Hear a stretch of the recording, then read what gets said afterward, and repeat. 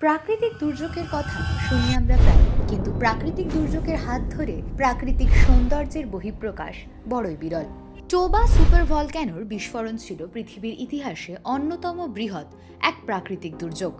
প্রায় ৭৪,০০০ বছর আগে ইন্দোনেশিয়ার সুমাত্রায় এই ভয়াবহ ঘটনা ঘটেছিল। আজকের লেক টোবা, যা বিশ্বের সবচেয়ে বড় আগ্নেয়গিরি হ্রদ, সেই বিস্ফোরণের পরই গঠিত হয়।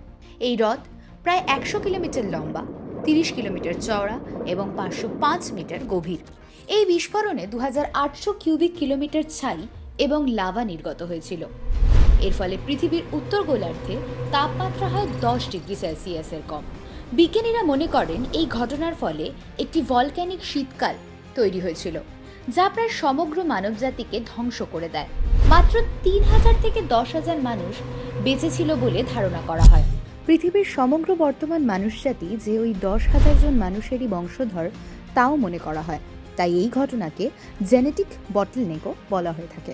এমনকি প্রাণীদের মধ্যেও এই বিস্ফোরণের প্রভাব পড়েছিল। আফ্রিকান শিম্পাঞ্জি, বোরোনিয়ান ওরাংওটাং এবং ভারতীয় ম্যাকাকের জনসংখ্যাও উল্লেখযোগ্যভাবে কমে গিয়েছিল। আজকের লেক টোবা শুধুই একটি প্রাকৃতিক সৌন্দর্যের প্রতীক নয়, এটি পৃথিবীর ইতিহাসের এক অমূল্য অংশ।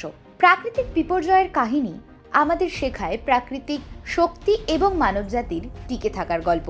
যদি ভিডিওটি ভালো লেগে থাকে অবশ্যই শেয়ার করুন এবং থাকুন আমাদের সাথে আরও এরকম অজানা তথ্যের হদিশ পাওয়ার জন্য।